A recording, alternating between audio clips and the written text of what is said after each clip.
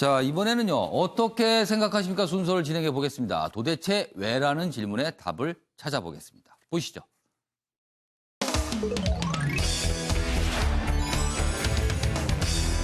이걸 어떻게 생각하십니까? 주제는요. 김경수 2심 재판장의 경고 어제 했습니다. 어제 2심 재판이 첫 재판이 열렸는데 거기서 재판장이 이례적으로 뭔가를 얘기합니다. 그 내용 다뤄보죠. 우선 두 개의 기사가 준비되어 있습니다. 제가 소개해 놓은 동안 네 분 패널께서는 의견을 적어주시기 바랍니다. 자, 조선일보 기사인데요. 김경수 2심 재판장, 재판 불복은 문명 국가에선 상상 못할 일이다. 이렇게 질타합니다. 재판 첫날 이례적 경고, 불공정 재판이 우려된다면 지금이라도 기피 신청하라. 재판부 바꿔달라고 하라. 재판장 바꿔달라고 하라. 이렇게 얘기한 겁니다. 통상 재판부로서 이런 말은 잘 안 하지 않을까 싶은데 이례적으로 경고를 한 겁니다. 기사 하나 더 있습니다. 보시죠. 네. 한겨레 기사인데요. 역시 같은 내용 다루고 있습니다. 김경수 항소심 재판부, 재판 예단은 문명 국가에선 상상할 수 없는 일이다. 차문호 재판장 첫 공판에서 이례적 경고다. 역시 비슷한 내용 다루고 있습니다. 불공정 재판 우려된다면 차라리 재판 기피 신청하라. 똑같은 내용이고요. 그리고요. 김경수 지사는 보석 신청을 지금 했습니다. 그래서 내달 11일 이후에 결정될 것으로 보인다. 이렇게 내용까지 추가로 전하고 있습니다. 자, 이 내용 재판부가 굉장히 이례적인 건데요. 일단 정은갑 의원님부터 좀 어떻게 생각하시는지 들어보겠습니다. 저는 그 사법부의 현실을 적나라하게 보여준 거라고 봅니다. 국민들의 인식도 그렇고, 뭐 아까 경고라는 얘기를 했습니다. 경고인지 다짐인지는 잘 모르겠습니다만은 어쨌든 뭐 사실 그 재판 여단이라는 것이 당연한 얘기죠. 문명국가에서 상상할 수 없는 일이고 재판 개입 자체가 있어서는 안 되는 거죠. 삼권이 분립이 돼 있는 것인데.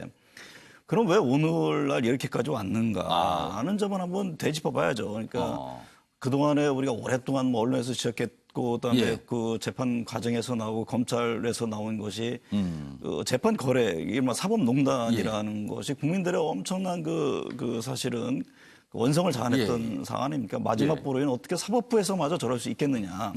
그러면서 일련의 그 최근에 또 재판 과정에서도 예를 들면 안희정 전 지사도 1심에서는 무죄인데 2심에서는 다시 법정 구속을 했고 또 예를 들면 김경수 지사도 마찬가지입니다. 김경수 지사도 현직 지사에 대해서 과연 그게 법정 구속을 할 일이냐.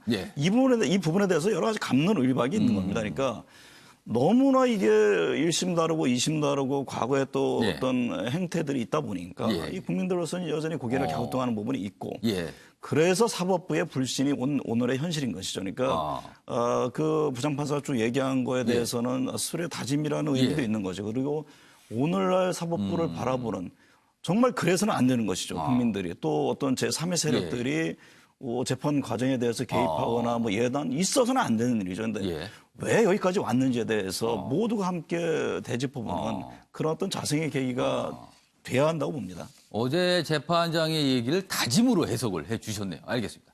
배종원 교수께서는 스트레스 재판 이렇게 쓰셨네요. 어떤 뜻입니까? 그렇습니다. 이제 뭐 재판장 입장에서는 이게 본인의 거유 업무 또 직업인데 이번 재판이 너무나 스트레스가 심하다는 걸 직접적으로 표출한 게 아니겠습니까? 그러니까 이런저런 얘기하는 사람이 많다는 뜻도 되겠네요. 네, 그렇습니다. 지금 이제 이 재판을 둘러싸고 민주당 지지자 그리고 한국당 지지자가 정면으로 격돌하는 그런 상황 아니겠습니까?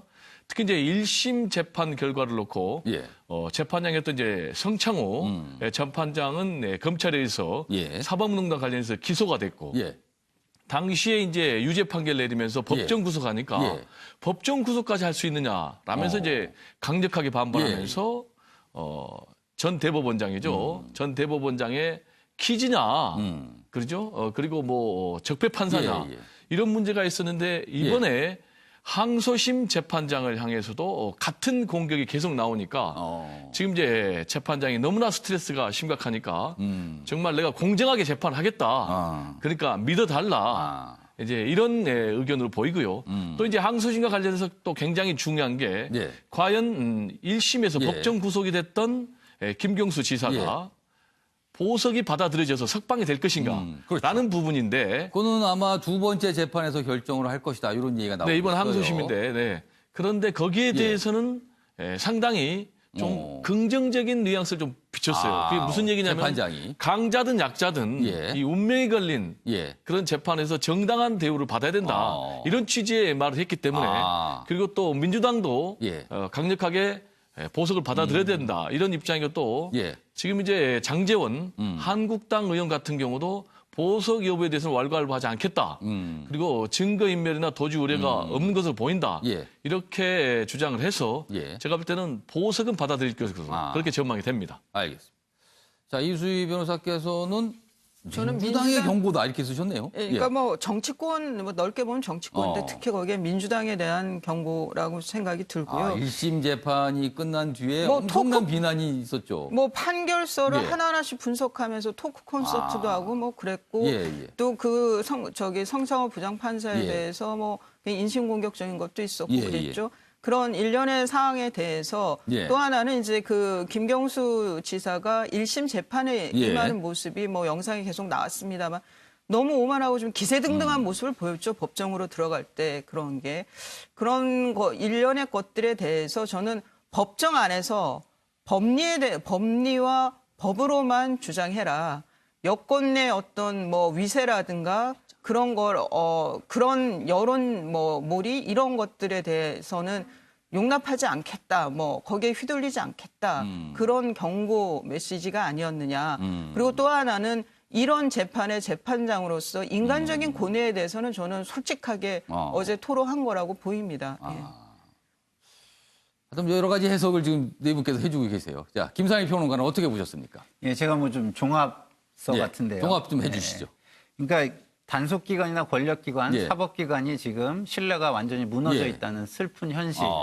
그 현실 속에서 굉장히 괴로움을 나타내신 것 같습니다. 경고보다는. 뭐 경고도 일부 있을 수 있겠지만 시시각각 일거수일투족에 대한 비판과 비난이 쏟아지지 않습니까, 지금?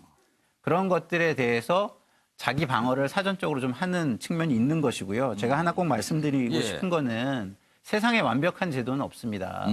그래서 제도를 만들어서 전체를 아우러야지 특정 사안을 가지고 하나하나를 과도하게 공격하거나 그걸 가지고 따르게 대우를 하거나 처우를 해달라고 하는 것은 기본적으로 사회의 신뢰와 계약을 무너뜨리는 거기 때문에 그런 건 국민 여러분들께서 조금 자제해 가면서 해주시면 좋겠다 이런 바람입니다.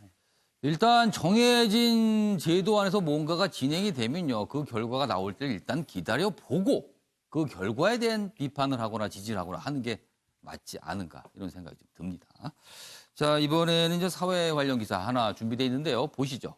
여기 있습니다. 병역 비리 관련 기사로 보입니다.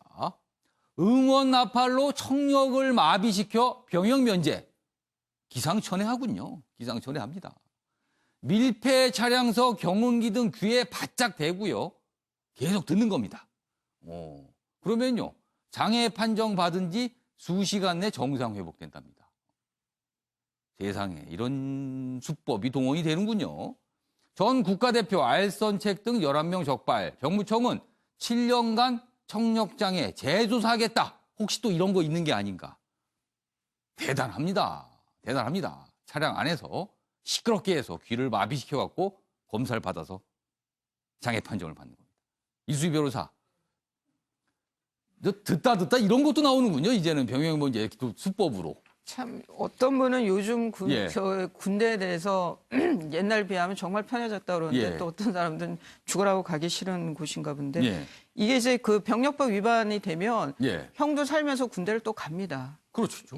그러니까 이거 참 걸리면 어리석은 짓인데 안 걸렸을 때는 뭐 자기가 그 다음에 어떤 기회를 이용할 수 있다 뭐 이런 생각을 하는 것 같은데 이게 이렇게 한 번씩 기획 수사를 하기 때문에 빠져나갈 가능성이 그리 높지는 않아 보여요. 그리고 또 하나는 이 방법이 청력 마비시켰다는 이 방법이 어떤 사람한테는 안 통했다는 거죠. 참 기상천외합니다. 이렇게까지 하는군요. 알겠습니다. 자, 이번엔요. 사진 속에 담긴 사연을 들어보는 순서입니다. 박진 아나운서가 전하는 이슈 컷 보시죠. 이슈들을 사진으로 살펴보는 시간 이슈컷입니다. 첫 번째 이슈 태그부터 살펴보도록 하겠습니다. 첫 번째 이슈 태그는 지옥문입니다. 여기 커다란 구덩이 하나가 있습니다. 불이 활활 타오르고 있는 모습인데요. 이곳은 투르크메니스탄 카라쿰 사막의 불구덩이입니다. 1971년 이후 50년 가까이 불이 꺼지지 않아서 지옥의 문이라고도 불립니다. 중심부의 최고 온도가 1000도 신화돼서 가까이 가기 쉽지 않은데 최근 이탈리아의 한 사진 작가가 특수로 제작한 드론으로 이를 촬영하는 데 성공했다고 합니다. 두 번째 이슈 태그 살펴보겠습니다. 두 번째 이슈 태그는 16억 원입니다. 여기 두 손에 감싸진 비둘기 한 마리가 보이는데요. 중국의 경주용 비둘기로 이름은 아르만도입니다. 최근 한 온라인 경매에 나와 우리 돈으로 약 16억 원에 낙찰돼 세계 기록을 경신했는데요. 중국에선 비둘기 경주대회가 인기를 끌면서 비둘기 가격이 치솟고 있다고 합니다. 아르만도는 탁월한 방향 감각과 굳센 날개를 가지고 있는데요. 현존하는 최고 레이서의 이름을 따서 루이스 해밀턴이란 명칭을 갖고 있다고 하네요. 마지막 이슈 태그 살펴보겠습니다. 마지막 이슈 태그는 맛있는 봄입니다. 여기 사람들이 줄지어 앉아 있는데요. 어제 오전 부산의 한 야외 광장 모습입니다. 한 봉사회에서 사랑 나누기 자장면 무료급식 봉사를 열었습니다. 장애인 140명을 비롯해 시민 700여 명이 이날 봉사회에서 제공한 자장면을 맛봤는데요. 따뜻한 봄볕 아래 나누는 이웃 간의 정이 느껴지죠. 지금까지 이슈컷이었습니다. 이슈컷으로 마쳤는데 시간이 조금 남아서 기사 하나 좀 보시죠. 보겠습니다. 중국 인민군 3,000명이 미국 유학 중이랍니다. 기술을 습득하기 위해서. 그래서 미국이 굉장히 긴장하고 있다. G2 갈등의 핵심은 군 과학 기술이다. 군인이 미국에 유학을 이렇게 가고 있다. 그러네요. 미국 긴장하겠습니다. 아침의 매일경제 오늘은 여기까지입니다. 시청해 주신 여러분